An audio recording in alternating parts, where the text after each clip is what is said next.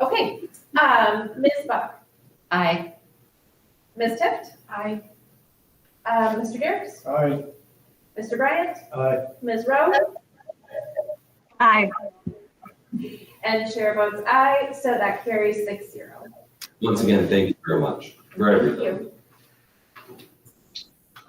All right, so next up is filling that position. So I have invited Barb Dorn from MSBA to be here, and she and I have talked a little bit over the last week, 2 weeks, I guess, about this. So I wanted her to be able to talk about what our options are and some of those pros and cons with all of those different options. So I will just kind of turn it over to you, and Ms. Dorn, and let you fill us in. Great. Thank you very much. I really appreciate it. It's nice to be here with all of you tonight. I think I know all of you, but if for some reason I haven't had the opportunity to meet you previously, my name is Barb Dorn. I'm the Director of Leadership Development and Executive Search at MSBA. I work exclusively in the area of superintendent search and superintendent evaluation. So one of the things that at this point in the year especially that we do is if we hear about a district whose superintendent will be leaving for another position perhaps, we reach out to see if we can be of any help. And so in this case, when I heard that Karsten had an offer from St. Francis, I reached out to Anna simply to say, if you need anything, please let us know. We want to be a resource to our board, especially in terms of leadership for superintendents, because as you know, you are required to have a superintendent effective July 1. And as things stand right now, tonight anyway, at this point, having not made any decisions as a board yet, don't have someone lined up to start July 1. So I wanted to at least give you a chance to ask me any questions you have about searches and about your options. So I wanted to first, if it's okay with everybody, just tell you a little bit about search processes and some of the pros and cons of. It won't take me very long, but is that okay with everybody if I just sort of launch into a brief overview of where things stand with tomorrow being June 1? Is that okay? Can I ask a Yes, question please. first? Oh, sure, Mr. Bryant. Barb, good evening. Thank you for being here. Does MSBA, are they a tool used on a superintendent search?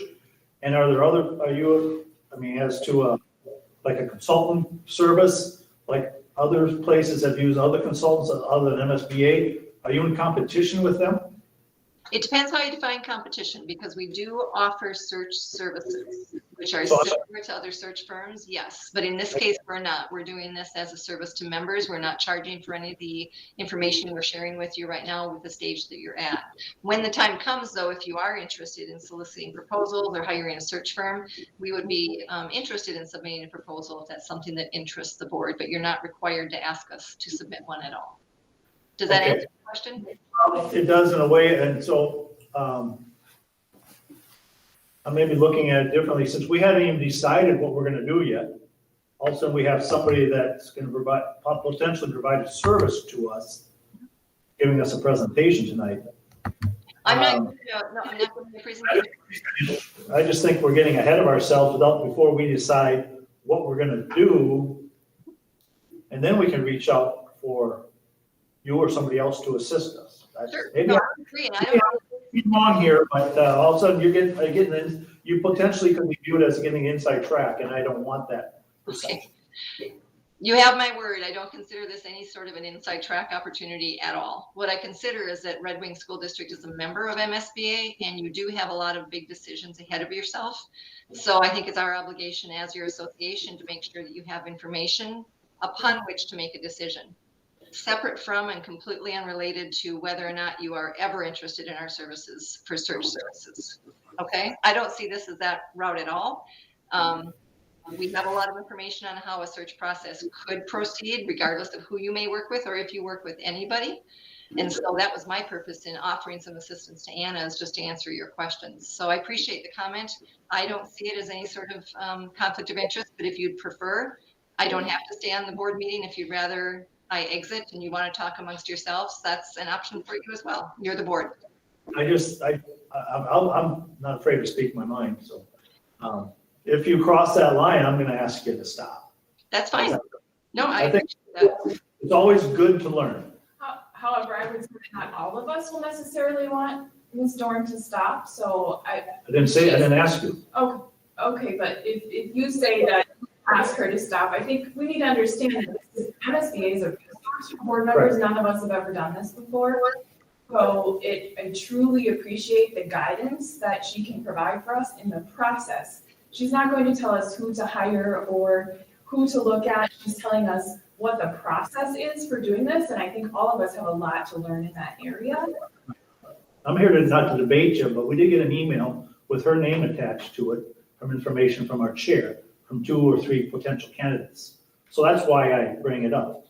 There is a track there that, so I'm But just making sure. Process. What's that? That's part of the That's process. part of the process. Sending out information to us on that as part of the process? Maybe if Ms. Dorn has a chance to speak, then she can share with us what that process is, and we can. I'm all for that. You're the one that jumped in here. Okay, go ahead, Ms. Dorn. Okay, thank you. So as I mentioned earlier, when MSBA, as with any issues that we might see, when in this situation, you are approaching a deadline. June 30th is when your current contract expires. So July 1st, you will need a superintendent. So when we hear of it, especially this late in the season, because it is a bit late in search season, most searches occur in January, February, or March, we reach out. And so I reached out to Anna simply to say, if you need more information, please let me know. We have a lot of folks that contact us when they're available to serve as interims. So I'd like to be available. And so that's why we're ending up visiting this evening. But as I mentioned, with that deadline looming, you have, first of all, a big decision to make as to whether you are going to seek an interim superintendent to serve you during the next school year, or if you're going to seek a more permanent superintendent with an eye on a contract of up to 3 years. So that's the first decision the board will need to make, is whether you will seek an interim or whether you will launch a search for a more permanent superintendent. Now, I can speak a little bit to the pros and cons of each of those in a moment and/or answer any questions you might have about those 2 options. But that's the biggest fork in the road for you, if you could say right now, interim or more permanent. So regardless of which of those 2 options you choose, keep in mind that there are going to be 2 state statutes that apply to every part of the process. That is the open meeting law and the Government Data Practices Act. Now, both of those apply to superintendent searches because you may not close a meeting for any purpose relative to your superintendent other than to conduct the performance evaluation. When you look through the model policy on that, you'll see that you can't close a meeting for anything other than the evaluation, which means every part of the search process will be done in an open meeting. Now, one of the things that we get asked a lot is, could we appoint a committee to conduct the search, a subcommittee of the board of some sort, or is this the whole board that needs to be involved? Now, as you know, MSBA believes in local control. Our position is, however, quite conservative, and that is based upon the current interpretations of the open meeting law. If more than one board member is involved in something, we feel it is subject to open meeting law requirements. So our recommendation is that every part of the process be done by the full board, or if you have a subcommittee working on it, we recommend it still adheres to open meeting law requirements, or with a temporary position like an interim, because it is a position that might be less than a year or about a year. Some boards delegate the board chair to coordinate some of the activities because you are in such a tight time frame. But open meeting law is going to be a really big part of your search, whether you do it now or whether you do it over next year during the course of the search season itself. Now, you have to keep in mind that all of that must be balanced with the Data Practices Act, that is data privacy law. So, for example, any candidates you are considering interviewing or negotiating with, any names do not become public until you as a board have decided to bring them in for an interview or to proceed with negotiations. So, for example, you won't be using any names this evening of folks that may or may not be interested in your position. So privacy is really important when you're dealing with personnel issues. So one of the things that you as a board will need to be careful of is adhering to open meeting law requirements while protecting data privacy concerns of the folks that either are applying or inquiring about the opportunity. So those two statutes drive a lot of discussion around superintendent search processes. But I just want to make sure the statutes at least were laid out as a consideration for your board. Now I can stop for a minute and take questions, or I can run through a couple of pros and cons about that road, whether it's an interim or whether it's a permanent replacement. How would you like to proceed? Q&A, or just would you like me to say a few more words about your options? Ms. Rowe, go ahead. Okay, will do. You know, my feeling right now is with 30 days to go till July 1st, I don't really see that that's enough time to even hire a superintendent. I think it would be irresponsible of us to try and find a qualified candidate in 30 days' time. So I appreciate the pros and the cons and the options of thinking about those things, but I honestly don't think that we have a whole lot of option here. I'd be interested if anybody else has another thought about that, but my feeling is that we should just do look at going the interim route. Yeah. I agree with him. Anyone feel differently, I guess? Yeah, go ahead. I don't feel different. I totally agree with Pam. I don't think we have time to do a full superintendent search, and it's even going to be difficult to follow the process in 30 days to find an interim superintendent, in my opinion. Would anyone like to make a motion that we? I got a question. Right? Yeah, I agree. I think for interim, obviously, we get notified 40 to 5 days before end of the contract, kind of puts us between, put us on a deadline. So yeah, interim, but I certainly want us to also, after we interview people for interim and go pick somebody, then I think we need to look at opening it up for a full-time superintendent after July. Or at some point, have those discussions about going forward, because it takes months, as Barb can probably even attest to even start the process, get them whittled down, get them background interviewed. They have to give notice, so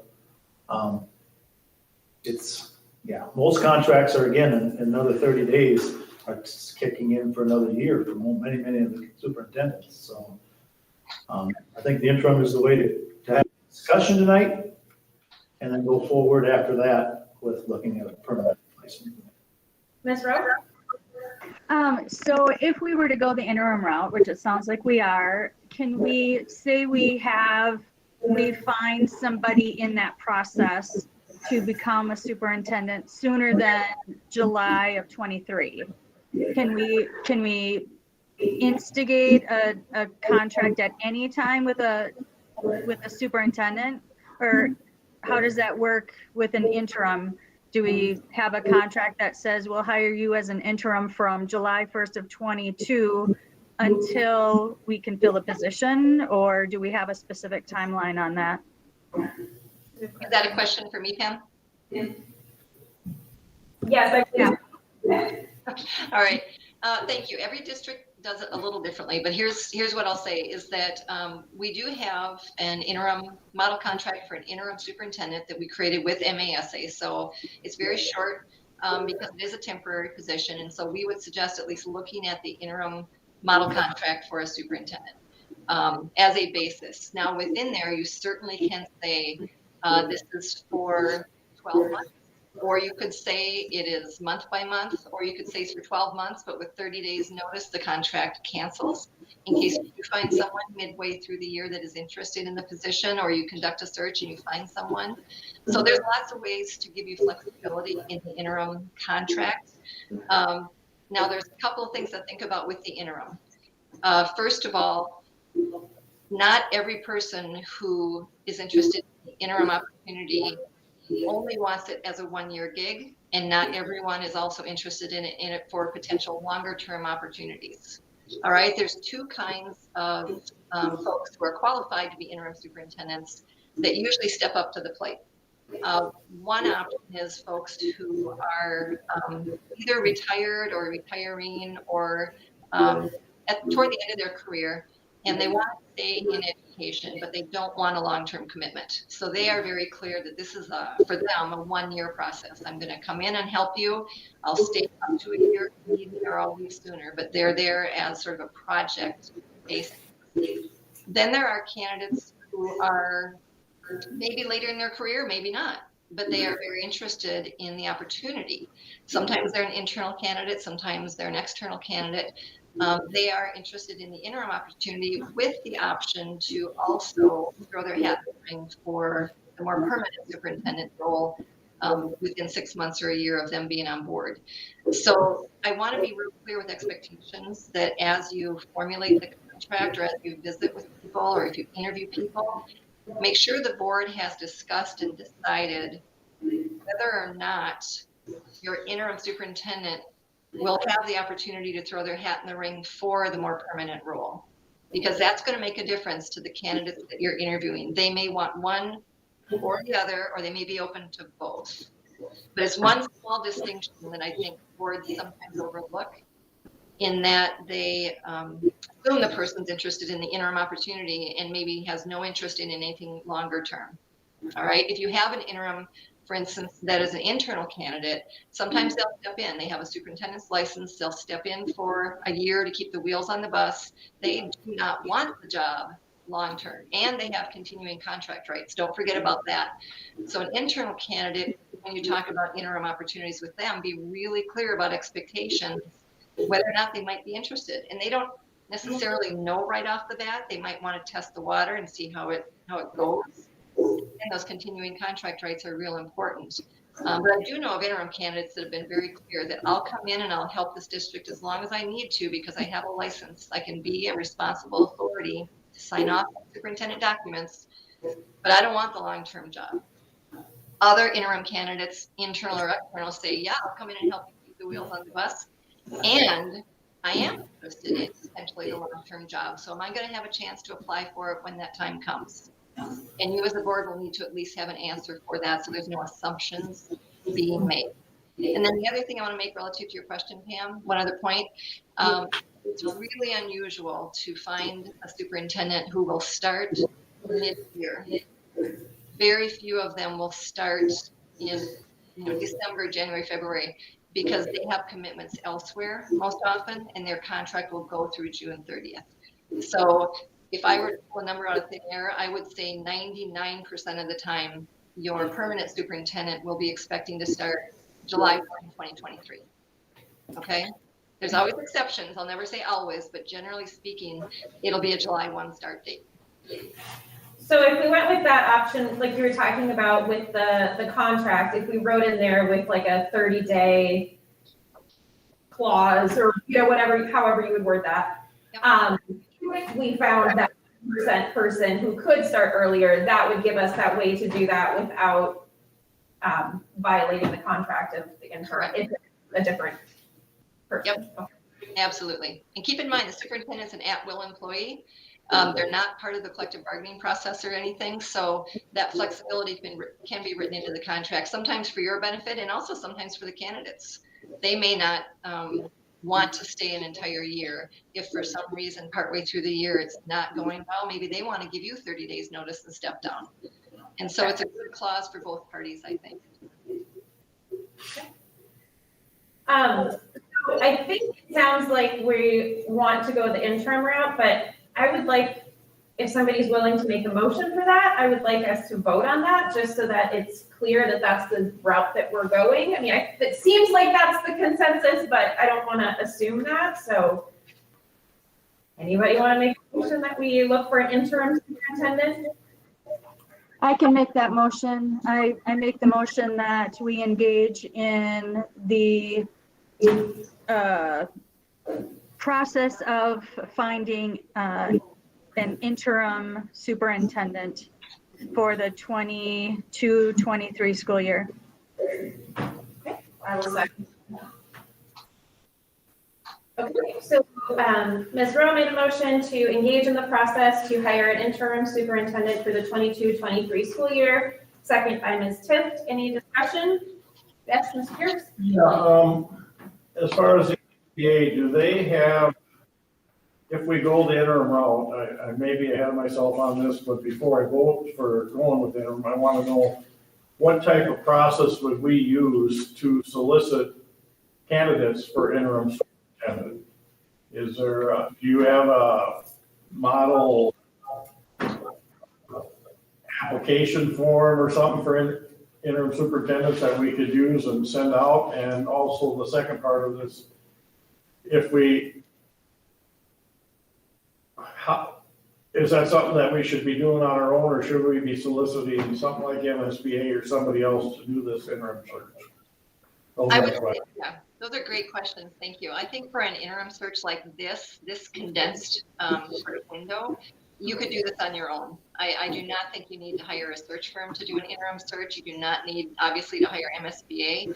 We'll be there to answer questions and help guide you at no cost at all. But I don't think with the window you're looking at, you have a month. So if there were absolutely no interest in your position, then I might suggest really trying to shake the bushes and posting the opening, just a standard job posting, short and sweet. You can put it on MASA's website and MSBA's website if there were no interest. However, there has been interest. And so that's one of the reasons I called Anna, is when folks around the state hear who's leaving, because it's a fairly small community of superintendents. So a lot of people in the administration know when a position is opening up, and they can start to sort of decide this might be an interim chance, because I think your decision to hire an interim is wise. Most searches take 3.5 to 4 months on average. We just concluded a couple of searches that we did in 6 weeks. And in 2 of those cases, the pool was simply too shallow, and there were not enough real strong candidates for the board to feel comfortable hiring anyone as a permanent. So in every case, then they suspended the search and looked for interims. Now, in your case, when people heard Red Wing that Carson had received an offer elsewhere, we started getting calls. And so that's one of the reasons I reached out to Anna. I had been contacted by a couple of folks that knew you would be meeting a superintendent most likely on July 1. And there has been interest expressed, and they are experienced people. So you could post this maybe for a week or so, post it internally and externally, and you will have interest. So I guess what I'm saying is I don't think you need all the horsepower of a full search. I don't think you need to recruit people. You've got folks that already are interested in helping you over the coming year as an interim.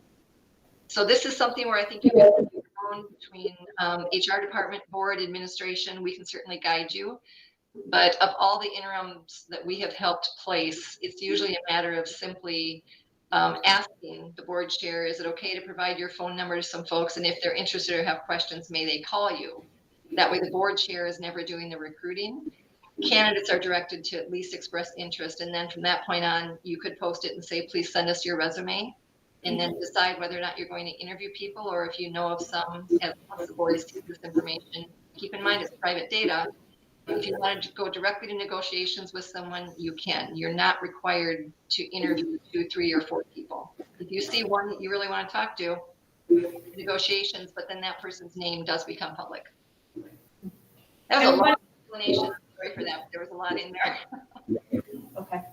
And when I talked to, I mean, this is maybe skipping ahead a little bit too far, but when I talked to our attorney today about it, his suggestion that if, you know, we receive applications, we receive those resumes, if I send them to the board and then we kind of like assign numbers for them so that we can have a meeting and say like, I can say, I feel the best about candidates 1, 3, and 7. And, you know, see where that alignment is. And then as a group, we can collectively decide which candidates we may want to pursue further to then have them be a finalist and then be able to make their name public. So that was his suggestion. And I think that was pretty much kind of how you had kind of laid it out for me before too. But that assigning the number kind of helped me to think of, you know, keeping that, that their name and any identifying characteristics private as far as kind of the verbal conversation goes that we have amongst us. Or conversation back and forth. Like I can send the information out, but we can't have the conversation even offline because that of course would be a violation of the open meeting law. So, do you have more? Yes, I have a follow-up here. So if I'm hearing you right, it sounds like we could post a position here for superintendent, similar to how we posted for principals or anything else. And they can apply via applicant track or whatever it is. And if that's right, how long would that posting need to be? And the second question is, who would we use for contact if we follow that process? Would it be the board chair? Or HR, or how does that usually? Normally, board contact for teachers is the principals is superintendent, I believe, and it seems to me in logic would follow. If we use that process, we would probably say, apply to board chair or whatever, put that person as a contact. If you're That's asking, that's what I'm kind of hearing here, and I'm thinking in my mind, and instead of doing search for somebody else, sounds like that's a logical way in my head here. I would Thank say 8 out of 10 times the resumes or cover letter go to the board chair. And then the other 2 times districts want them to go to the HR department. And it just depends upon what the district prefers. In this case, I would also recommend that you make the application process not a lot of hoops to jump through, because again, this is a temporary position and some of the folks that are interested are retired or retiring. And so we've had people decide not to pursue an interim job if it's a competitive process where they need to use AppleTrack and all kinds of uploading of documents and proof of transcripts and all of that. So this is typically a more informal process. You still need to, of course, follow all the EEOC recommendations that your attorney would suggest. Usually, though, we've seen the position posted for maybe 5 days, a week tops, and generally it requests a resume and a cover letter directly to the board chair.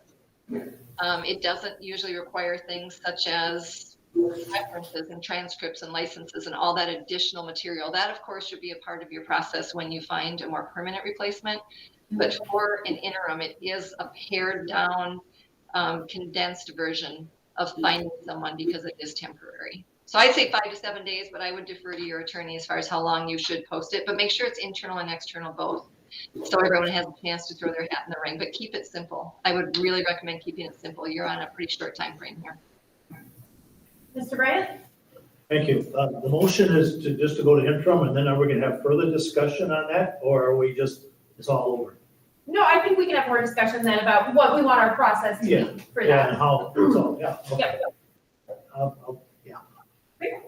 Any other discussion? So the motion is made by Ms. Rowe to engage in the process to hire an interim superintendent for the 22-23 school year.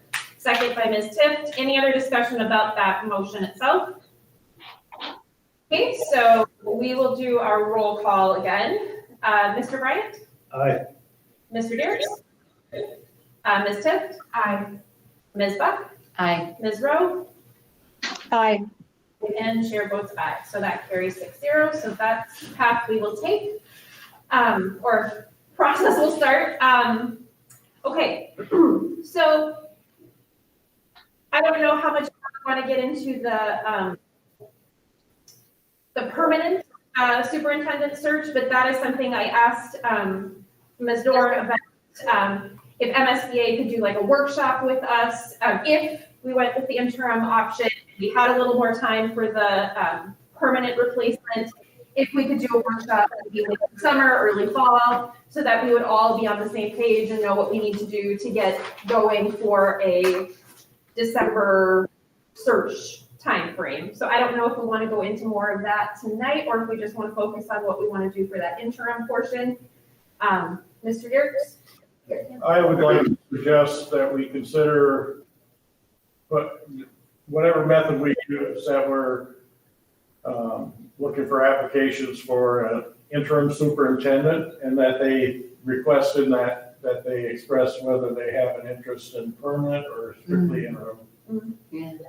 Which really shouldn't make any difference in the decision-making process, but it's just, that way they can express, I say the applicants can express what their desire might, that they would consider long-term or they're strictly short-term, and that we would know that. And in my opinion, I don't think we're going to be able to hire a modified long-term superintendent until July 1st next year unless it would come through the interim process. Yeah, it seems difficult that we certainly can try to see who would apply for something starting earlier, and it does happen. But in my mind, I think that the labor pool is going to be very limited for superintendents if we don't open it up for a long-term superintendent to July 1st. Well, I think it'd be nice to give the interim an opportunity to fulfill the long term if they want to, and the opportunity to test the waters. I think we should just focus on the interim right now, one step at a time. So, yeah, if nobody else feels differently, we can, Barb and I can talk about setting up some time for the board to kind of learn more about the superintendent search process and all of that as we get into like summer or fall, maybe after the start of the school year is what I was thinking, because we have a lot that we'll need to get through to make sure that we're ready to start for a new school year. But then, we have a little more time to dig into that. Mr. Bryant? I don't have any problem with, we need to apply or consider a long-term one now. Not to be right away, but I think we do. But we might find that in the application things that we do. Just a couple of questions if I can. I'm gonna bring up something, I'm just kind of curious. In your notice tonight for the agenda, Madam Chair, it says Superintendent Anderson and others are working on transition planning and is willing. Who's working on transition planning? We didn't even know what we were doing until 5 minutes ago. Not about the interim That's what it says. superintendent. No, it's about Superintendent Anderson getting things ready to leave, like figuring out who needs to have what meetings to make sure that everybody knows what the plan is Yeah, going forward, just that. I work for a board, I just retired this year, and I asked them if they want to be involved. They said, no, it's a board decision, the board will handle it. Just want to make sure that it's the board's decision. Yes, yes, The board and will do the work. Yes. And the planning that Superintendent Anderson is doing is about the job, not about the candidates. Superintendent Anderson wants to make sure that he's removed from the process of the hiring of whoever is either interim or permanent. Yeah, and that's, if I could jump into, that's really important to me. I want to be totally separate from the decision-making process or the selection process for the new interim superintendent and permanent superintendent. I'm totally separate from that. The transition planning, just like Ms. Ossendorf said, has to do with, all right, we need to get our handbooks approved this summer. I'll be doing the first draft, and then the board's going to take a look at them. So I'm outlining all the responsibilities that have to be done this summer, so that whenever you choose somebody, they'll have access to Google Drive and they'll know exactly where they are in the process. So it's truly that part of the transition plan. So, but I'm glad you asked the question just to make that crystal clear. I want nothing to do with the decision-making process. That's up to the school board. our input. The other question, I'll be point blank and don't be offended by it, but why did you send us that information? Why did you do that? So Why did you take it upon yourself to do stuff that when we didn't even know what we were doing? So I was contacted by some of the people who are potentially interested in an interim position. When I talked to them, they said, I don't know if that is the direction the board will go, if we're going to hire an interim, if we're going to look for a permanent replacement, but just got their information because I felt like it was important to know. And, in talking with Ms. Dorn, whether or not that interest existed so that we could all make an informed decision. So we're not saying, oh, yes, let's hire an interim and then find out that there's nobody who can do one. So that we could make an informed decision to know that there is interest, that we will have options, we will have candidates to look through, and just to kind of start that process. And when we heard tonight, by her saying, the small the small group of superintendents already heard that he was leaving, and there's some interest in them. That's why she reached out to you. But the point is, it came across that you were superseding the board by interviewing people and sending us their resumes. That is not your role. That came across very strongly to me. Read it, I thought, why is somebody sending us two names, two resumes, a third name for people that are interested in the job and don't even know what they're doing yet? Because I thought it was important for all of the board to know that there are people who are interested and to just kind of start that awareness and process. I couldn't have waited till tonight. Well, considering that we have a month to go, I wanted us to know that that process is starting. Disrespect, I told you, your role as chair is not that, to seek out candidates for positions like this. So I just want to have your explanation, so.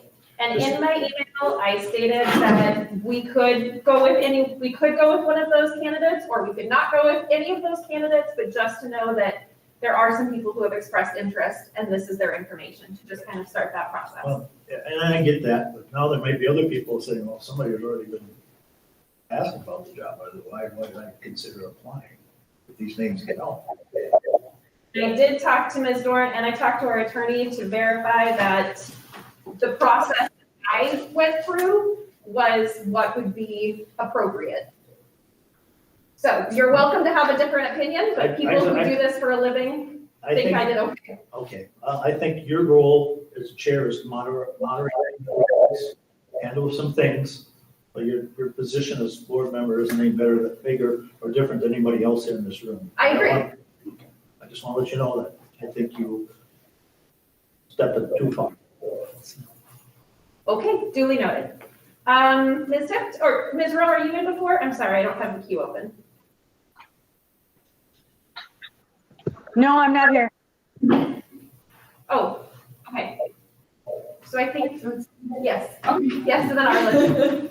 I would just like to say in response to Mr. Bryant that I appreciated Anna going ahead and talking to Ms. Dorn, MSBA, getting all the information for us, since we have never done this before, as I said before.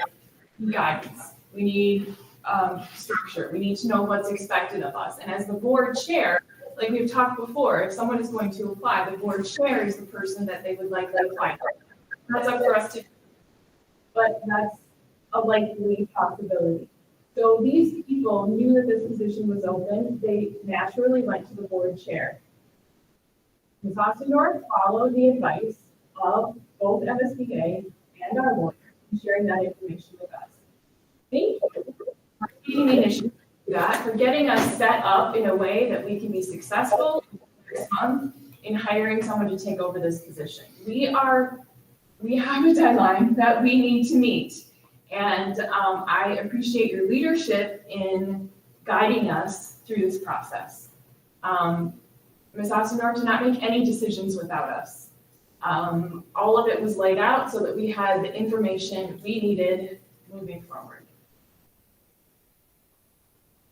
Mr. Thank you. I appreciate what Chair has done. It may be 100% right, it may be not 100% right. I respect that she took the initiative to start the process. And as stated, nobody here has been through a superintendent search, much less an interim superintendent search. And things got to proceed. We have a meeting tonight. The board is being clear hopefully when we're all done, we're going to have a clear direction how we're going to proceed for the next week or 2 weeks or whatever it is, and who's going to do what in this process. But thank you for what you're doing. It's a difficult time, and I appreciate everything you're doing. I just want to make sure that you hear me say it. I hope the board appreciates it. If it's flawed in the process, it was there. I'm sure it was not the intent, and I don't think that there's anything that's been done that is said that we have to follow this. If we are going to open up for applications, we're opening up for applications. That's the bottom line. Thank you.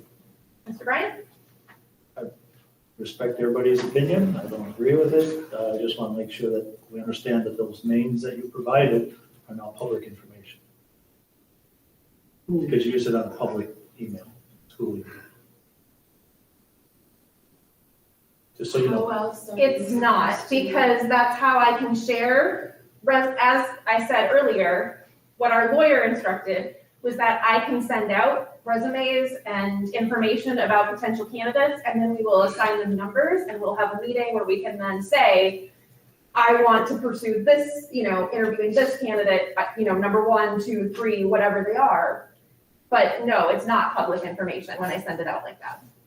It would be redacted because it's part of the So Data you- Privacy Act. The emails you send out to us on the Yes. school email with their names and resumes are Yes. not public information? They are not, How is that? How is because of the that? data privacy, So there's an interview. until there's, it's not public information. Ms. Rowe? Well, I believe it can be asked for in data privacy, but we would redact all information that is identifying. So yes, it is public information, but all those key components would need to be redacted. That is allowed. Right, yes.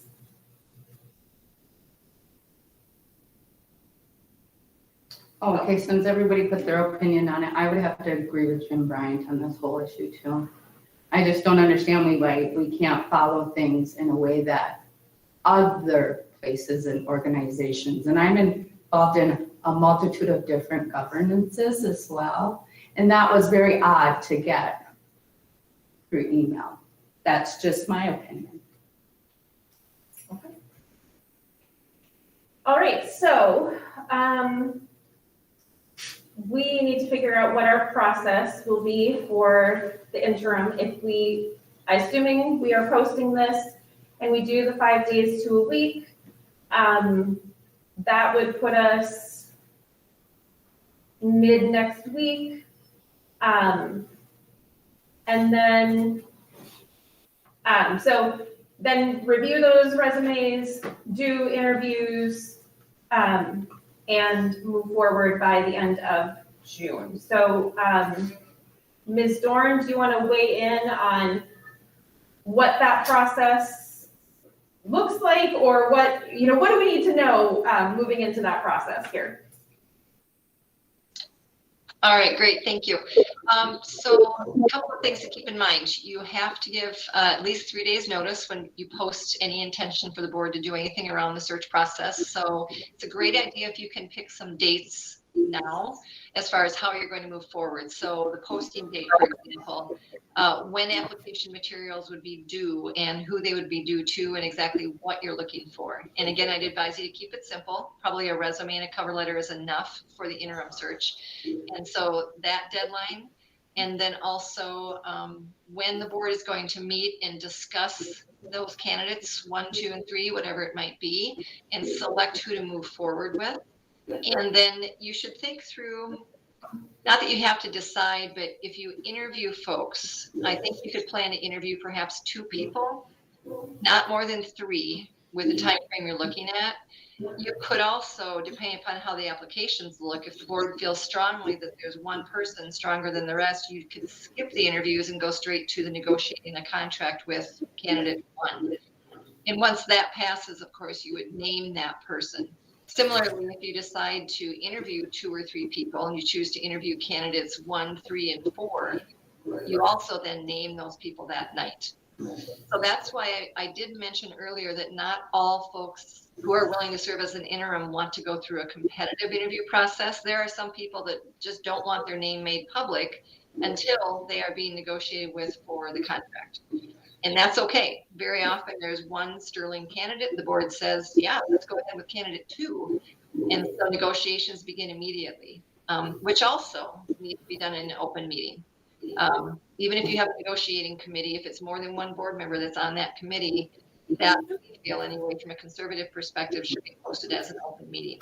So considering then you need to also approve a contract, if possible, by the end of June. There is a lot to do in the next 4 weeks, but those are some key dates you can try to nail down tonight if you can. And the other thing I want to say is if for whatever reason you can't approve a contract until the first week of July or the second week of July, don't panic about that, because yes, you are required by statute to have a city superintendent with a license effective July 1. There are districts throughout the state that occasionally need to go a short stretch without a designated superintendent. And the state is not going to pursue you for violating statute if you don't have a superintendent in place. If the wheels are in motion, you have candidates lined up or a candidate negotiating with, if you don't approve a contract till the middle of July, you'll still be okay. Okay. You know, on occasion, there's a school district whose superintendent, for example, is incapacitated by illness or an accident or something such as that. Districts do go a couple of days or a couple of weeks without a superintendent. So if you end up into July, you're still okay. I don't want to make the June 30th date so hard and fast that you lose sleep over it. You'll still be okay. Did that help? Those key dates to kind of have those mapped out? All board meetings again? Yes. Okay. Barb, can you send us the contract, that interim contract? Yep. Contracts that you talked about? Sure. Now, typically, I would send that to the board chair as the point person. Should I forward that to Anna, interim superintendent model contract, or how would you like that contract presented to you? You can do that and then I can forward it. Okay. I will get that off to you tonight then. So you have a look at that. Okay. Ms. Beth? Can I respectfully ask that we switch from calling people numbers to letters instead? Sure. Just for Yeah. trauma reasons Sure, yeah. and things like that with calling people by numbers. Yeah. No problem. Thank you.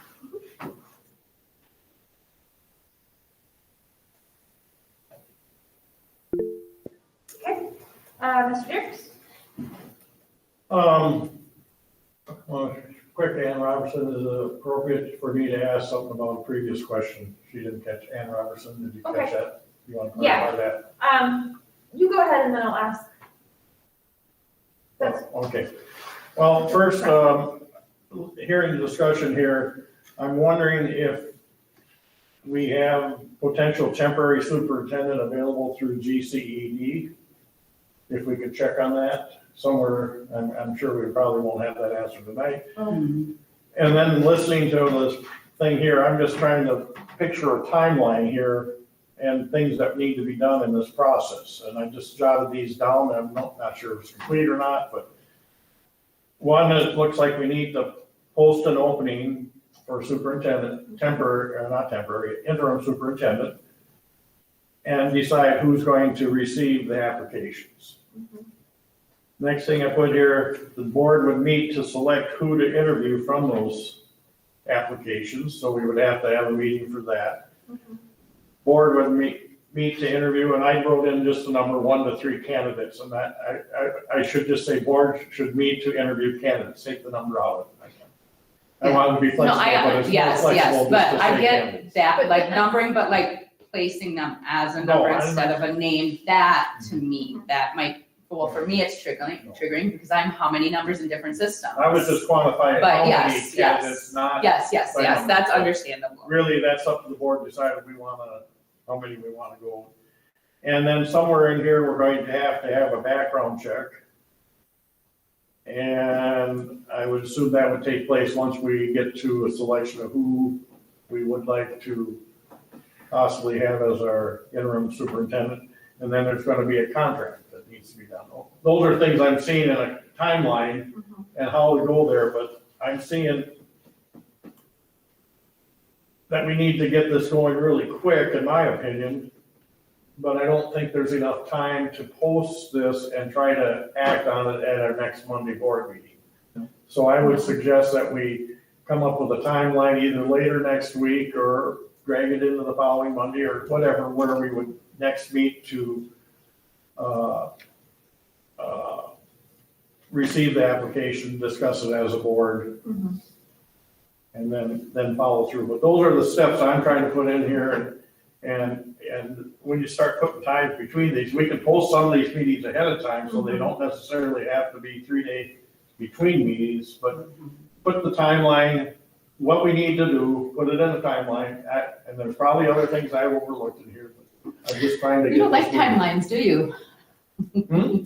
You don't like timelines, do you? No, I do like timelines. Oh. I'm just trying to put get nervous something with that makes timelines. organization Yeah. of how we're gonna follow this in a timely manner and cover everything that we need to cover. Mr. Anderson? And Ms. Dorn, please correct me if I'm wrong on this, but I've talked to numerous people over years as far as, what do we do if there's an emergency? We need to find a superintendent to fill in because I was incapacitated or something. We do have some internal employees who have a superintendent's license. GCD has some employees with superintendent licenses. And then also the Southeast Service Cooperative has access to several people who could serve in that capacity too. So that was just to answer your question. Which could expand our timeline then, Potentially. if we ever need it. If we need it, yeah. It's good to have the option. Thank you. If for some reason, if Carson were incapacitated next week, you could appoint someone to be an acting superintendent because he would still be your superintendent. He would just be incapacitated. So an acting superintendent who has a license could be your identified official with authority while he's still a superintendent. If you don't have anything settled by the end of June and he is then gone, then you could have an interim superintendent, even if it's just for a couple of weeks, whether it's the services co-op or whether it's an internal person with a license. They could be an interim superintendent for a couple of days or a couple of weeks, whatever you need. And then you have another interim superintendent that takes over maybe in July sometime.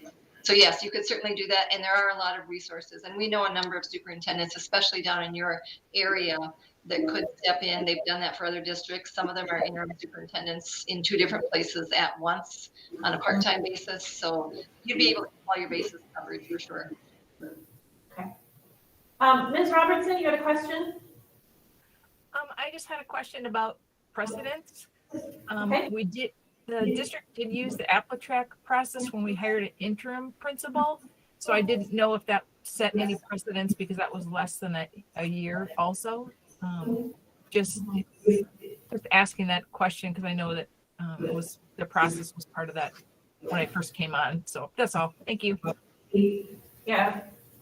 Ms. Dorn, how is that different than, or isn't it? If that's the process that we use to hire an interim principal, should we be using that same process to hire an interim superintendent, or are there distinctions with that? I'm not an HR person nor an attorney. Based on our experience, however, we would say no, that precedent does not require that you do it. And again, for people who are stepping into the shoes of an interim superintendent, some of them will choose not to apply if it involves that size of application because it can be a little overwhelming. And we've used AppleTrack as well. We know what it's like. I know that there have been interim superintendents that have been hired on a phone call, a resume, and a handshake. And then they come in and meet with the board and the board likes them and they proceed. So every district is different. And we always want to say, make sure you follow the processes that your district is most comfortable with. So checking with your attorney, as you did, Anna, is really, really wise. It's just a matter of how formal or informal you want it to be. Keeping in mind that you are facing June 1st already tomorrow. Now, if you had started an interim search, some superintendents retired in November, December, January. So there were interim searches that were starting in January or February. Having the luxury of time does change the process a little bit. And you don't have that same luxury right now. You still, however, need to go through those same processes that your attorney would recommend or your HR person. But it does not necessarily have to be established by precedent. I hope that helps. Okay. And the attorney and I talked about, posting the job, discussing the candidates while keeping it in keeping with open meeting law and with the data privacy. But we didn't really talk about the AppleTracks versus just resume cover letter. So I can follow up with him and make sure that that's all okay. Okay. So, there's looking at my calendar. So one thing we need to decide is who those resume cover letters go to. So one, are we going to do AppleTrack or as long as the attorney doesn't have an issue with it, have it be the resume cover letter. Do we want to, which of those options do we want to do? Another thing to decide is who those applications go to. Then we need to decide those deadlines, as Arlen said. So, does anyone have thoughts, feelings about any of the above? Oh. I'm gonna wait, I'm willing to make this a motion, but I would like us to post the opening and then, with the resume cover letter and submit them to the board chair. That's what I'm thinking. It's not a motion at this point. I've just thrown that out there. That's my feeling. Okay. And the other part is I'd like to put a date on it, but we can do that some other, Okay. that's Other, my thoughts. So. I agree with that, Johnson. other, I'm just curious how they are, current applications are asked, where do they submit them online to a folder or something that then somebody has access to it? I mean, if we put it out there, I'm not against that, I'm just saying is, we don't want to make it cumbersome for somebody to apply, or now they gotta find a certain email, how does HR do it with applications now? Sure, and there are two processes involved. One is the posting process and then how people apply. So the posting office or the posting process, Anna, or Ms. Ostendorf in this case, would meet with Ms. French like tomorrow morning, if it's possible, so that they could fill out the posting form. And then Ms. French will post that internally and externally, the same day, as long as she's available tomorrow. And so that's what happens with the posting.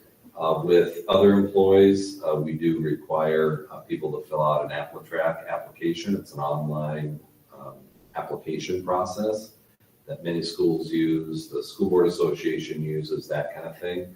It's a lengthy process, where you identify, your work history, your education experience, and a whole bunch of other information, so it is cumbersome. But that's what we do for our other employees. And where do those go? They go into the AppleTrack system, and then it depends on the type of position that's being posted. So for example, if it's a teaching position, then principals have access to those applications and they can view them. If it's a custodial position, then Mr. Gaylor would review them. In this case, I guess we'd have to talk to Amy French for sure, but I would assume it would be all board members would be able to access it. That would be the quickest way so everyone can look at it, but I'd have to check with Amy That'd be to make sure. That's what I was kind of thinking, I think you directed to her or something. They follow up. And what I'm suggesting, I am not saying that the board chair review them and not get them to the board members. It's just be the person that receives them. But all those applications would be forwarded to all board members, is what my thought was. Well, it sounded like what he just said, we don't have access. If you did AppleTrack, yeah. Oh, that's the only way to do it? No, that's what he's, Yeah, Okay, really. AppleTrack's the only way you can do that? You can't do it the other way with cover letters and resumes? Oh, yeah, Yeah. we could do that. he was too, yeah. just explaining AppleTrack. if they had it where it's either, if we do it where it's an email and it either goes to Ms. French or me, we could put them in like a Google Drive or something like that. That we all have access to. I just don't want, I don't think we want to make it cumbersome for somebody to get it to us. So do we want to use AppleTracks or do we want to use just email, you think? I don't think we need to do AppleTrack, Okay, whatever it's called. okay. So I will make sure that is fine, as far as the attorney is concerned.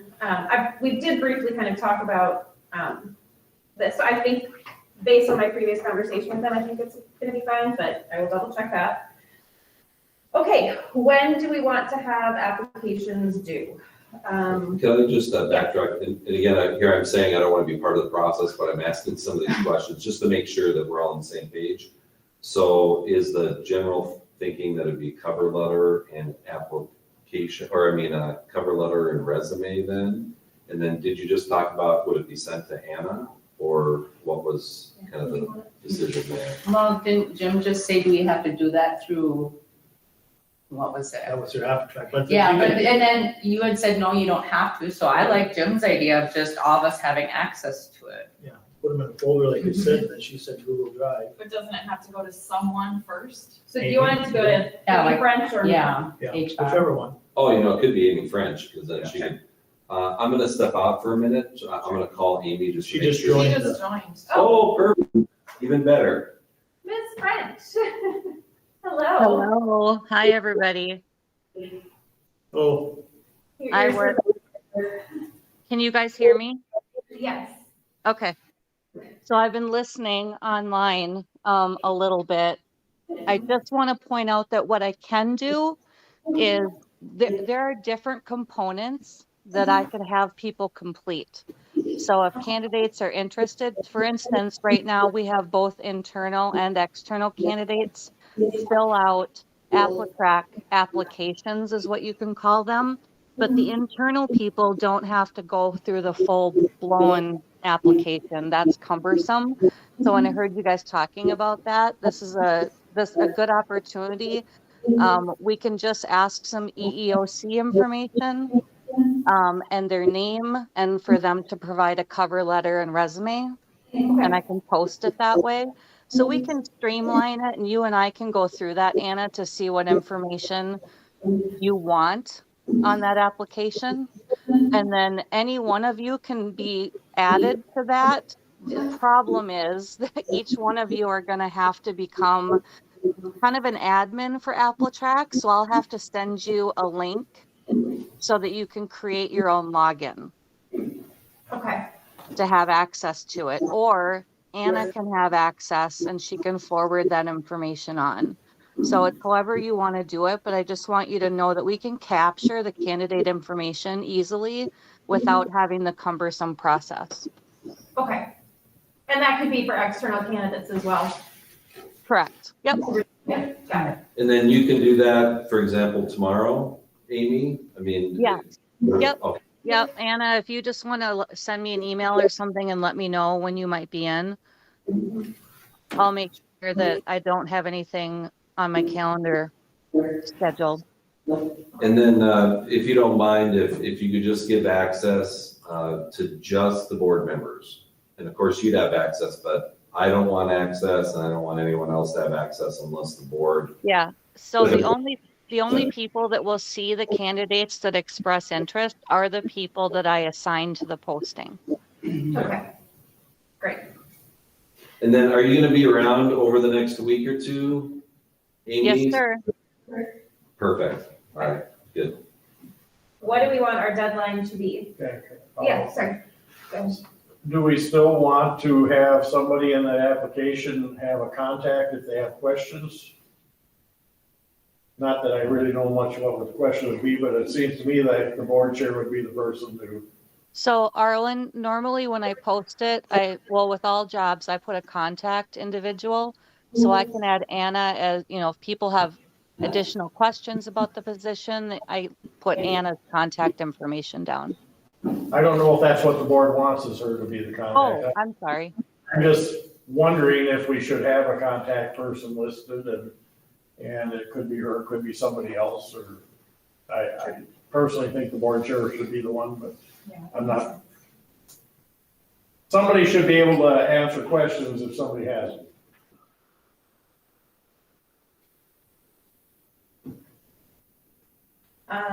What do we want for a deadline? Or do we want to work backwards from, if Well- we're trying to have a contract approved by the end of, or early July, we would want to be doing those interviews the week of like the 20th or 27th? here's my take on the timeline. I think we want to make sure, since you're going to get out tomorrow, I don't ever really count the first day as the date that they get it. 7 to 10, I think, is low enough. I'm not in favor of 5 because somebody's gone. But 7 to 10 days, you're maybe around, especially it's the end of school year for many areas, and there might be somebody involved in a school that's looking for an interim job. So That way, I would say 7 to 10 days and then pick a date tonight. We can look at, So maybe the 9th. have them do it on the 9th. If we said the 9th, then maybe, so we don't have a meeting scheduled at this point for Monday, the 13th, but if we added in a special meeting, that might be the time when we could then talk about the candidates. If we have the applications due the 9th, and we can all review them over that weekend of the 11th and 12th, have a meeting Monday, the 13th, to discuss them, and then that would give us, assuming that we come to a consensus that evening of the 13th, then that following week, we could have those interviews, either the rest of that week, the week of the 13th, week of the 20th, to kind of get things nailed down. And I was encouraged by Barb saying, we're all worried about 30 days. That, if we need to go a little bit into July, that it's not gonna be Yeah. held against us. Yeah. So, Okay, so I'm hearing June 9th. Is there other thoughts? Anyone disagree with the 9th? Ms. Rose? I think the 9th is great. I like the idea of a special meeting on the 13th, but do we also want to throw out some dates for interviews? Yeah, I think that would be good too, to be able to get those scheduled. We I do mean, have, I think the more we can get dates on the schedule right now, the better it'll be because summer gets packed. yes. So we have a meeting the 20th. Mhm. We want to add one the 27th. Well, could we do the interviews on the 20th, Yeah. or is that too late? I think that, well, and if we decide, so if we had candidates that we decided collectively that we liked on the 13th, we could interview, I was thinking like that Wednesday, like the 15th, 16th, 17th, one of those days, so that we can be moving in the process. And that way, if we don't find candidates we like, or, we do the interviews and we think we need to go back to the drawing board, we have a little more time to be able to kind of work around. I like the idea on the 27th, have an interview date there. I'm gonna be gone for 2 weeks in June, Okay, What, 2 weeks? 13th and the 20th. Okay. okay. Right in the middle. Does it make sense to keep the 20th? What's that? I was just thinking we already have a meeting scheduled on the Mhm. 20th. We Isn't that a much That's a to regular board add more onto the have a plate? workshop and then that. We could do the workshop time for interviews. She's gonna be gone, so let's shoot for the 27th. She'd be involved in it. Are you just gone on those Mondays, Nikki, or for the What's that? That kind of broke up. Can you repeat that? Are you going to be gone for those 2 full weeks? Or just those Monday nights? I mean, if you will let me join virtual, I can jump on from afar, but my location will not be in Minnesota. Yeah. I don't know who is on that, but I really hate to push things out to the 27th. We're going to have interviews. Yeah. Couldn't you guys conduct the interviews and then I could touch base, like individually with you guys to see what you were, what you got from the candidates and then maybe make a decision by the 27th? No. Well, and those interviews would be public. They would be on. Oh, we'd be okay, yeah, streaming yeah. them. So even if you weren't able to join in for But the I can meeting, still you'll be able see to it. watch it, yeah. We have meetings that go more than an hour and 15 minutes all the time. I don't know why the selects don't like us today. There. There we go. Need some fireflies. Good job, Ms. Girls. Well, I think this is a pretty serious, you talked about how important this is, and to have more people, having her checking with us later as the interviews go, I think having all 7 there every day we can is best. I realize that pushing it out to the 27th is not ideal, but this, our timeline is what it is. So I think right now, everybody's got the 27th open.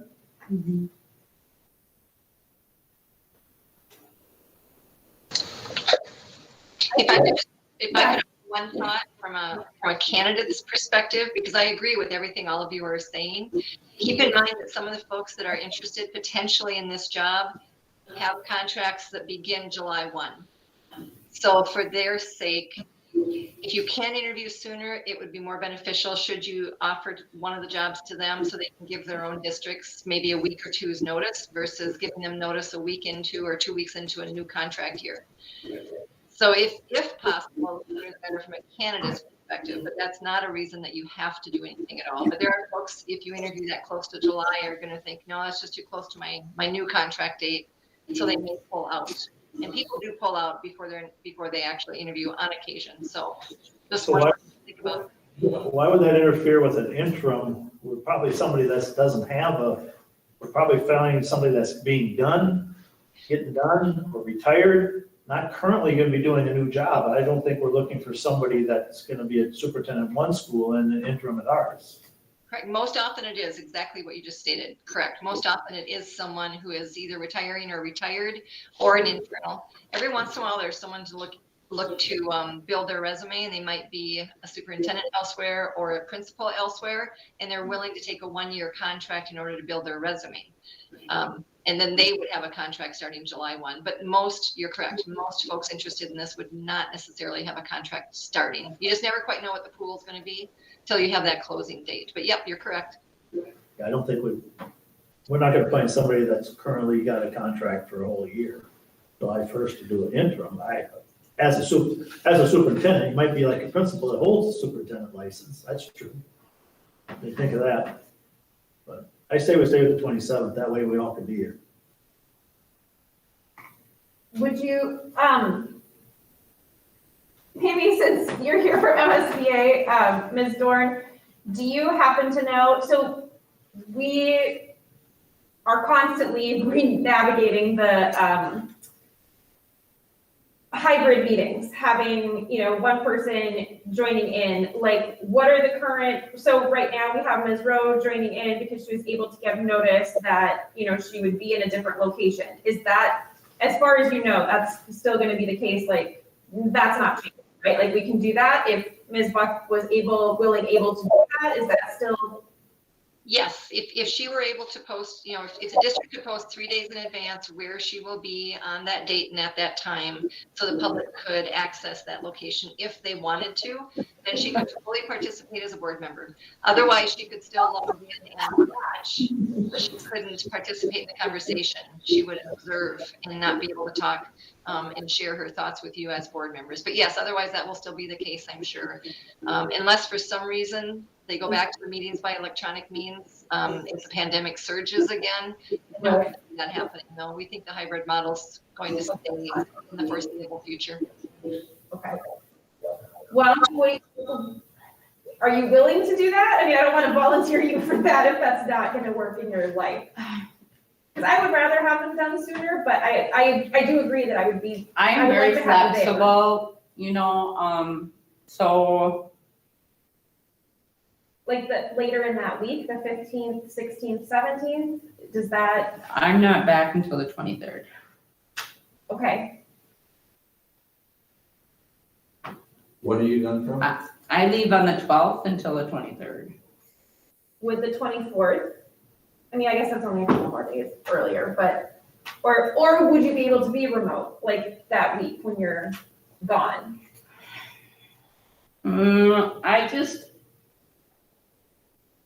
It's really hard to say with how internet is. Sure, okay. Yeah, that makes sense. So that's really hard for me to say. I would rather just catch up via watching Okay. and make a decision together, like afterwards, or like Jim said, I'm not really worried about anything. Everything will happen the way that it's supposed to be. So if we did the interviews while you were, so you'll have a chance to everyone will have a chance to look at the resume cover letters. We can draft our interview questions, even if you weren't able to join the meeting live when we're. Could I doing draft interviews. questions and have them part of Yeah, so the if you interview had process, questions- and that way I can see, yes, That's I what I'm would, yes. And then, so if we did the interviews while you were gone, but then we waited until maybe the Made a 24th. decision, yes. To have that decision. Or 27th, I think 27th is a reasonable date, Decision. because most of us already have our Mondays cut out. Yeah. You know, I'm very deep in harvest. I'm probably gonna have to join that one virtual as well if we don't go on a Monday. Oh, sure, okay. Because I've already have my Mondays cut out. Yeah. Anything else is gonna have to go virtual for me So if we did Except the for this. interviews, next month. so, I mean, I feel like that might be a compromise here, that I feel like pushing the interviews out to the 27th is too late, but I would be comfortable with the decision-making happening on the 27th if we could get the interviews done in that week prior. If we have all board members able to submit questions so that, you know, we can get all of our perspectives kind of in that interview process during that week of, whether it's that week of the 13th or the week of the 20th, and then we collectively can make that decision the 27th in a meeting. Is that Yeah, when would you, agreeable? and then we get the questions to you and Amy that we would like to submit on the interview process? Probably just for the chair. Yeah. Okay, Or- and or another board member. when's the deadline to have those by then, would you would like? I guess whenever the interview day is, I think. And yeah, it doesn't necessarily have to go to me. It could be to So- another board member or something else. Anytime before I leave, essentially, okay. Could go to the clerk.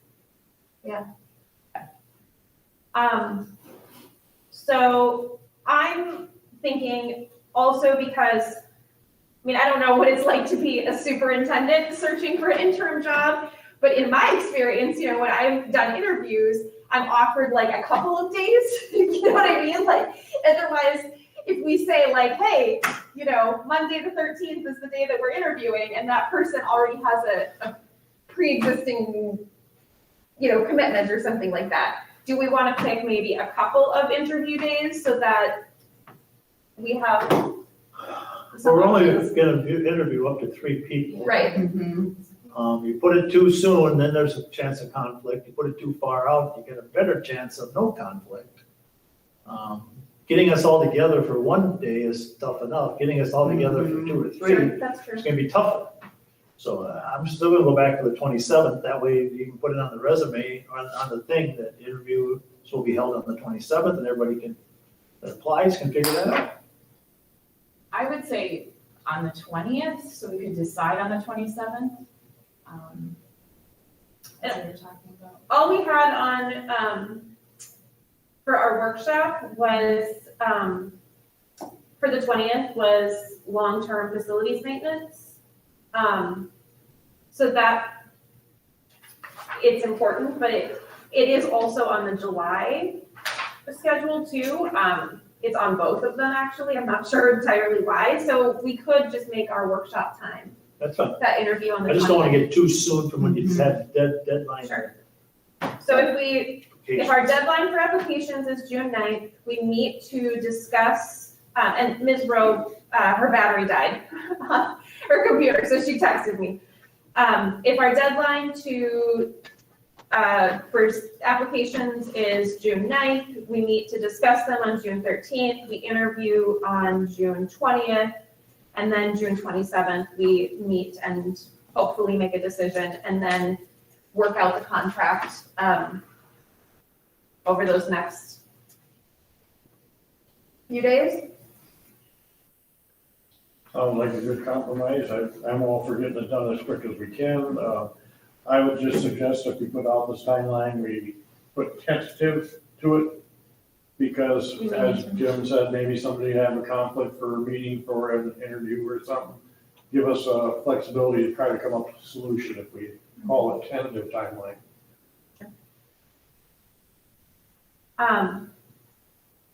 And we would need to meet to approve that contract. Our next meeting in July is not until the 18th. So I don't know if we want to schedule. July 5th. So with the 4th, it's a Monday. You get a bang out of that, wouldn't you? What about June? I'm gonna be watching the fabulous Yeah. Armadillos on the fourth. It'd be a quick turnaround for negotiations, but whoever's picked will want to do that. mhm. Can we say June 30th, that Thursday for contract approval? It would be a pretty, I'm assuming, a fast meeting because it would just be neat to say, yes, we approve this contract and then, Could we do it at 5 o'clock instead of 6? On the 30th? I have something at 6. sure. For the other meetings, the 20th, of course, is a regular board meeting. 13th, do we want to say 6 or do we want to say 5? People have preferences. And then for that 27th as well. The 13th and the 27th are not already scheduled board meetings, so do we want to do 5 o'clock or 6 o'clock? Anybody have I a? prefer earlier. Okay, You're gonna be down, you're not gonna be around.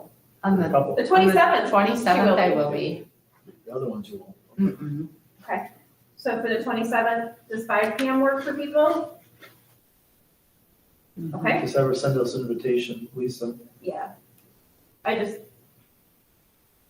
Nice to get things written down. So for that 13th, 5 PM? Yeah, okay. And then what time for the interviews on the 20th again? Probably 5 PM because that's when our workshop would be scheduled. And then the same for the 27th? Yep, so it looks like all of them are 5 PM, So you need to post that workshop as being more just a workshop, correct? more likely. Yes, Special meeting. yes, And then I just realized, if the decision's made on the 27th, yes, then there has to be some time to negotiate the contract before it gets Background approved. checks. that's true. Mhm. Okay, so maybe nix the 30th. Sorry about that. It's okay. How Yes. long does a background check usually take once something's decided? What's the normal, I know don't want to be part of this. It'll I'm be a just day saying, or what two. is a typical time for a background check after selecting a candidate for a position of this type? Yeah, the criminal background check takes a day or two. If there's a more extensive check, then it could take a week. Okay, thank you. And then so after that 27th, we're bumping up against 4th of July. So do we want to try for a meeting later that week, or do we want to add a meeting to the 11th?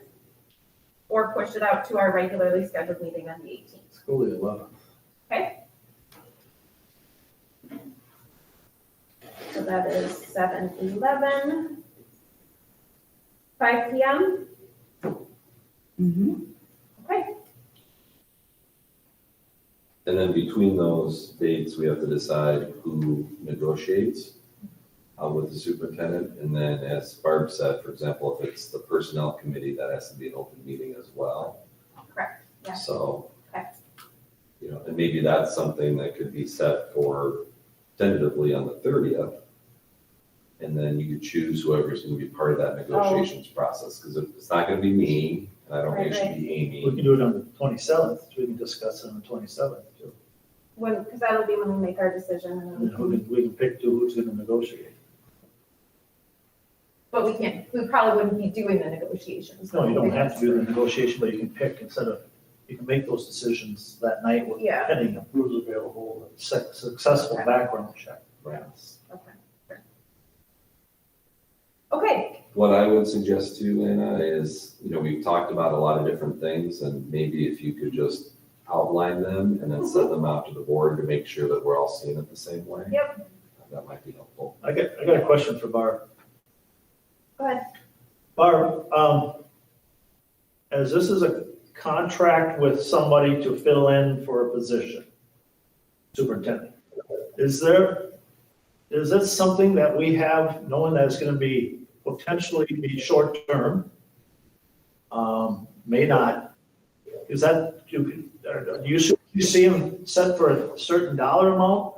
Is this person, do we now have to give that person benefits for sick leave and vacation and all that too? Or is it a contract, we just pay him, he or she, X number of dollars? That's a great question. And I would say that it's any and all of the above. We've seen the interim superintendent model contract pretty much reflect the exact same benefits that your current superintendent might have for a candidate that is looking for health insurance or is looking for retirement. However, we also see contracts signed with someone who has no need for the retirement. In fact, they don't want to mess up their current retirement package if they are a retired superintendent. So they don't want that, or maybe they don't want the health insurance. So it's really dependent upon the candidate and what they're looking for and the district and what your interests are. You can give as many or as few benefits as you'd like. Now, often if someone doesn't need or want the benefits, they're going to be looking for cash in exchange for that. So sometimes an interim superintendent's cash amount or salary sounds kind of high until you take a look at the fact that they're not getting all these other things. And so it depends. Interim superintendent contracts are very unusual animals. They vary from district to district and candidate to candidate. It's a great question. Are interim, especially during the summer, are they a 30, can they be a 32-hour employee, a 40-hour? You know, what are those numbers? They could be fewer hours. They also could be on site so many days and remote other days.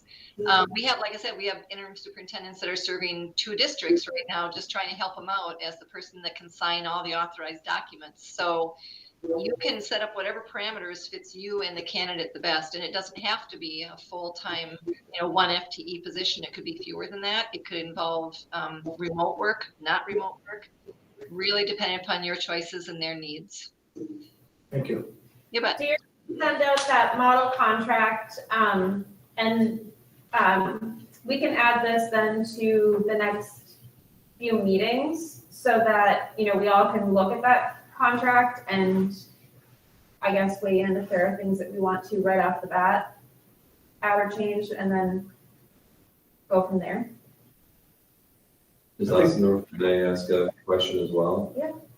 When candidates call Ms. Ostendorf and ask about the salary range, what should we say?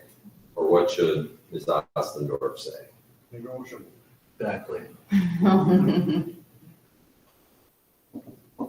Okay. So just to clarify, I'm going to send the model interim superintendent contract to Anna. I'm also going to attach on Anna a sample posting if you want to review it tomorrow with your HR person. It's just one that we used last year when a district wanted to post on our website. So we just put together a short paragraph. I'll send that along. You can use as much or as little of it as you may like, but I'll send you those 2 documents here as soon as we log off. Okay? Okay. Perfect. And talks about the salary is negotiable, commensurate with your years of experience, that kind of thing. Okay, thank you. And I would echo whoever it is that said you should put your interview date in that posting, because candidates who are really interested in this opportunity are going to look ahead on their calendar and they're going to save that date because they're wanting an interview. So by placing it in there, and I would hope that you as a board are open to folks interviewing remotely if they do have other plans. If they're going to be at a conference or out of town or up north, they may ask, can I interview remotely with the board? And I hope that you're open to that because they may, as someone also said, already have plans that date. But I know they'll bend over backwards to try to interview with the board. And speaking of interview questions, remember you should keep the questions the same for all the candidates. Consistency will be really important. So you want to ensure a level playing field for all of your finalists. And once you've selected candidate, A, B, C, or whomever to interview, none of the names go public until that time. And anyone who applied that you chose not to interview, those names remain private forever. All right, you as a board member are not allowed to share who did or didn't apply for your position. The only names that go public are the ones that you are interviewing or the one if you want to go directly to negotiations. Those names are public, everything else stays private. Okay? Yeah. I also want to just remind you, if you need help, let me know. I'll have my phone on all the time. I take calls and text messages from folks all the time that are in the middle, especially at this time, middle of a search, just trying to ensure you find your next leader. So if you need anything, any resources at all, please reach out, okay? We'll be here if you need something. Okay, and you bring up a good point about making sure we ask the same question. Mhm. Even the same person should ask the same question to each candidate. Mhm. And keep in mind, we have 7 So if we each come up with 5 questions, I mean, we're gonna be here forever. Yeah. My suggestion is like 2 questions per board member, and they ask the same question, each person. That's my suggestion, because that's 14 questions. That's a lot of questions. Yeah. Okay, does anybody else have any other questions for Ms. Dorn since we have her here and resource source? I don't know when or whatever, but I think sometime tonight we still should address if somebody's gonna look and see who we can get to be the superintendent that's gonna sign documents until we finish the process of the interview. What George and Frank currently have superintendent licenses. George does not. You said George did. Frank does, but not George. I will check to see, Why is he George, excuse me, why is, the high school principal in 2021 next in Malign in your absence? That would be for certain tasks that don't require superintendent's license. So very short term. For example, if I'm on vacation or something and school has to be I closed. was mistold then. I was told George did have one. Yeah, he does not. It'd just be nice to have some options to present to the board at a future meeting. Somebody should research that. The other thing I want to ask is, I don't want to see our board chair being attacked for doing stuff that we don't feel the board chair should be doing. So do we need a motion to follow up on this, or are we in agreement what we discussed this night is okay for the board chair to do? Without a motion? So, no, and I think that was very uncalled for. I don't think that has to be. Nobody attacked her, nobody Mm-mm. questioned her. I don't appreciate the word attack. I don't want to use names and I don't want You speaking about tonight or something else? to, there have been instances of people questioning whether the board chair has done the right things or not. So I don't want to see the board chair being accused of not following through with the way they are. So what's in this meeting and discussed is fine, I'm okay with it, otherwise I'd be more than happy to try to craft a motion of what the board chair is gonna do specifically. I think the meeting documents are here and it's recorded as sufficient, but I just, Well, I don't know if you're talking about me, but I don't think what she sent out to us was appropriate, right? So it wasn't her task to do it. We have a disagreement of that, and that's so noted. Are you comfortable moving forward, Jim? Yeah, I'm What we fine with decided this. to do? Yeah. But if it's me, then speak up. I just don't think it's right. I think the question just is, are we comfortable with the plan, or does a motion need to be made so that everyone is clear on what? The plan is fine. Yeah. okay. Anything else we need to discuss regarding superintendent search? One question, when do we want to have the questions? We can talk about that on the 13th then, as to what we have for questions, not what we have for questions, is where do we send them to, who tabulates them, how are we going to score them, how the rating is, are we using 1.5, 1 through 5, 0, 1 through 10, are we doing a pass, no pass, we haven't even discussed that part of the process. You got to score these people. Does veterans preference come into that? Does EOC play all that? So, I mean, that's Amy's stuff, but, We can add that into the meeting on Monday. On the 13th? No, the 6th. Next is. On the 6th. And what it, but are we scoring? Are we going to score? Or are we just going to say, good answer, bad answer, whatever? And then come up with a name of the person? So it doesn't matter to me. I'm just saying we got to be consistent with it. I was wondering if we wait until the 13th, just because maybe we only have a couple candidates, and That's, on the night, we have one person that we say, hey, this is the person we want to hire. Do we have to go through all of that process then? Would it be better to wait and see who our candidates are? that's fine, but I just want to plant the seed. Yeah. We got to have Mhm. something other than That's- questions. Yeah. How do we fairly, this person should be judged based upon their answers to our questions. And then you whatever, however you do it. I know how you do it, but. Okay, any other, Excellent. Thank you for raising it. Just a quick FYI that veterans preference does not apply to the position of superintendent nor interim superintendent. So that was an example, I know, but that's just one point you wouldn't need to consider.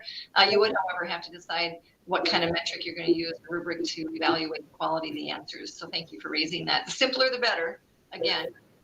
So if you want to do 4 stars, 5 stars, however you proceed, that's a great question. So you at least are on the same page about expectations around that interview. So I'm going to duck off. I think it sounds like you're well on your way. Congratulations. You made a lot of really great decisions tonight that I think is going to serve Red Wing really, really well. So unless there's another question for me, I'm going to exit stage left. But if you need anything further, you know where to reach me. And Anna, I'm going to send you those 2 things real quick, a sample and the contract. I got a Mr. question, Ryan has a Mark. question here. Oh, I hear a question. Okay. When obviously, we'll score these people, but in the end, we'll discuss them. Do we have to take the top score? No. Okay, I thought that was the answer, but. Great question. Correct. No. Score them, but we don't have to take. Who is the best person to fill this role? It does not always necessarily translate to the highest score. Most often it does. And yet, one of the things to keep in mind too is I would ask that you, when you get to the interviews, don't rank your candidates necessarily first, second, and third.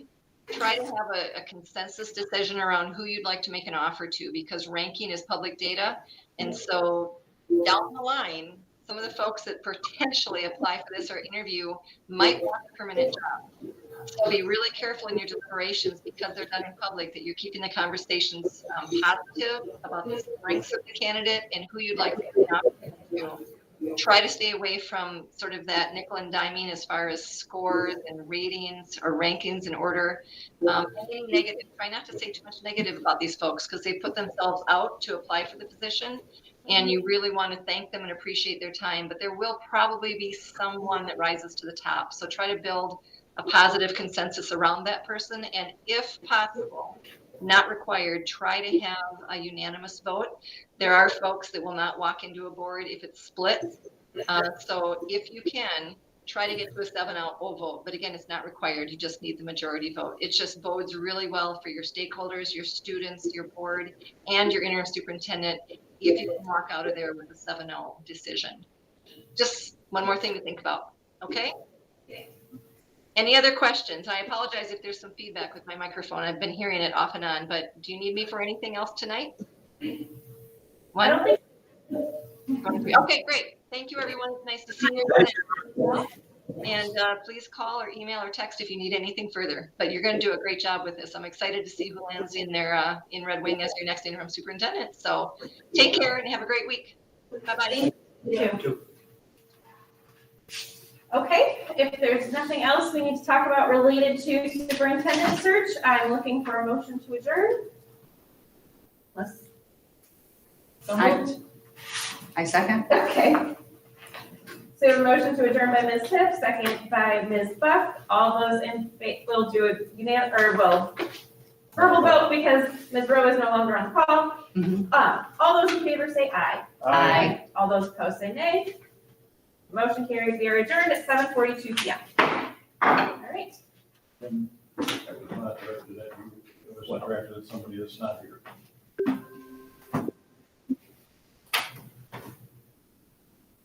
And I don't operate in passive aggressively, and if we have problems, we talk them out as adults. If people can't handle the